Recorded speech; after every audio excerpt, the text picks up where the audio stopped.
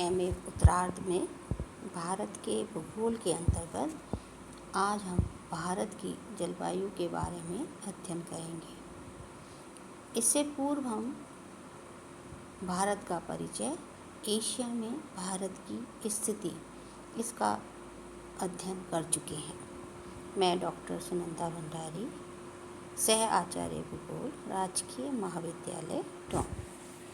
जब हम भारत की जलवायु की बात करते हैं तो भारत की जलवायु पर विषुवत रेखा की निकटता, कर्क रेखा का देश के मध्यवर्ती भाग से गुजरना, समुद्र तल से स्थलीय भागों का अधिक ऊंचा होना, दक्षिणी भाग का 3 ओर समुद्र से घिरा हुआ होना, विषम और विविध भौतिक संरचनाएं, विशाल अक्षांशीय विस्तार का विशेष प्रभाव पड़ता है।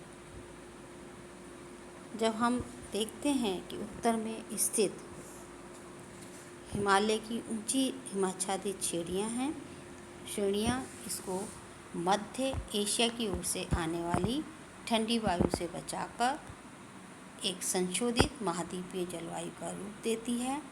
वहीं दक्षिण की ओर स्थित हिंद महासागर की निकटता इसको उष्ण मानसूनी जलवायु का रूप देती है। भारत उष्ण मानसूनी जलवायु का एक आदर्श देश है। हिमालय की विशिष्ट स्थिति, अक्षांशीय विस्तार, महाद्वीपीयता एवं प्रायद्वीपीय भारत का दूर तक हिंद महासागर में विस्तार का होना इसकी जलवायु पर अपना विशिष्ट प्रभाव डालते हैं। भारत का उत्तरी भाग जहाँ उष्ण शीतोष्ण कटिबंध में आता है, वहीं इसका दक्षिणी भाग उष्ण कटिबंध में है। लेकिन संपूर्ण भारत में वर्ष भर मानसूनी हवाओं का प्रभाव रहता है। अतः वर्ष को शीतकालीन और ग्रीष्मकालीन मानसूनों के अनुसार ऋतुओं में बांटा गया है। भारत के मौसम विभाग के अनुसार वर्ष को 4 ऋतुओं में बांटा गया है। जो उत्तरी पूर्वी मानसून का मौसम है उसमें शुष्क शीत ऋतु जो कि 1 दिसंबर से 15 मार्च तक, तथा उष्ण शुष्क ग्रीष्म ऋतु जो कि 15 मार्च से 10 जून तक, ये एक संक्रमण का समय पीरियड रहता है। दक्षिणी पश्चिमी मानसून से मौसम को वर्षा ऋतु जो कि 15 जून से 30 सितंबर तक, और शरद ऋतु जो कि सितंबर के आरंभ से नवंबर के मध्य तक रहती है। ये मानसून प्रत्यावर्तन का काल है। शुष्क शीत ऋतु की हम जब बात करते हैं तो शुष्क शीत ऋतु में वायु दाब की दशाएं जो होती हैं उसमें हम देखते हैं उच्च वायु दाब की स्थिति इस समय मध्य एशिया में रहती है और 1024 से 1032 मिलीबार तक वायु दाब रहता है। और वहीं पाकिस्तान में इस समय 1019 मिलीबार वायु दाब हो जाता है। भारत में दिसंबर से प्रारंभ से ही शुष्क शीत ऋतु शुरू हो जाती है क्योंकि इस समय सूर्य दक्षिणायन होता है जो 22 दिसंबर को मकर रेखा पर पहुंच जाता है। इस समय एशिया में उच्च वायु दाब की पेटी मध्य एशिया, उत्तरी पूर्वी चीन, तिब्बत, अरब प्रायद्वीप तथा फारस तक फैल जाती है। पाकिस्तान के पेशावर में 1019 मिलीबार वायु दाब हो जाता है। भारत में सिंधु गंगा के मैदान में उच्च वायु दाब का क्षेत्र बन जाता है। सारे देश में इस समय तापमान न्यूनतम रहता है। भिन्न भिन्न क्षेत्रों का तापमांतर भिन्न भिन्न रहता है। मालाबार प्रदेश में तापमांतर 3 डिग्री सेंटीग्रेड रहता है।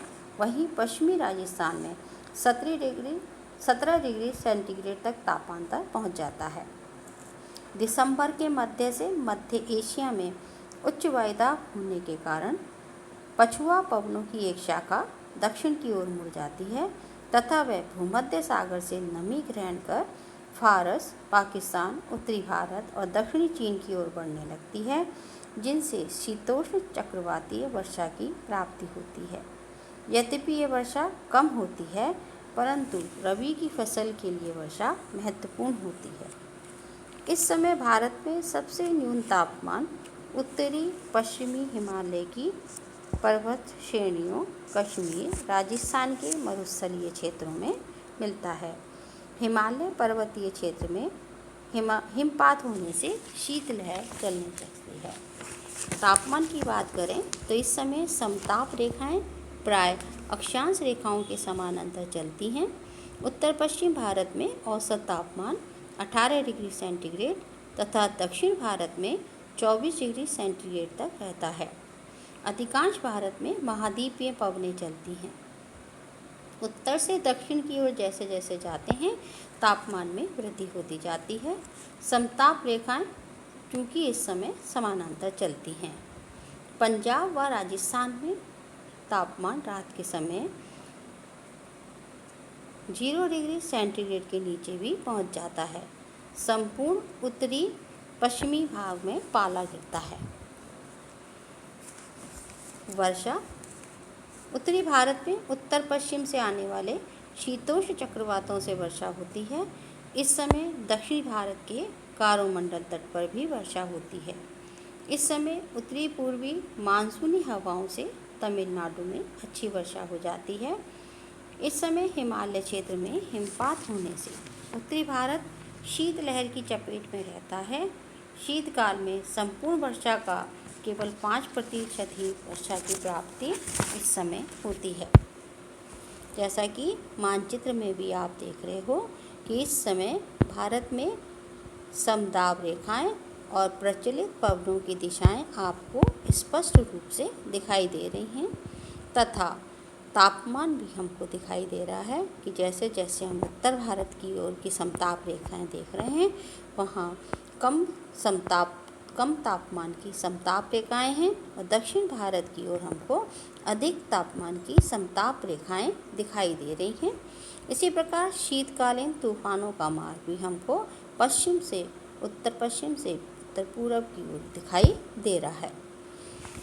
तो इस प्रकार से ये शुष्क जो शीत ऋतु है वो हमको दिखाई देती है। आने वाला जो समय है, जो ऋतु है, उसमें हम शुष्क ग्रीष्म ऋतु के बारे में अध्ययन करेंगे जो कि 15 मार्च से 20 जून के बीच में रहती है। धन्यवाद।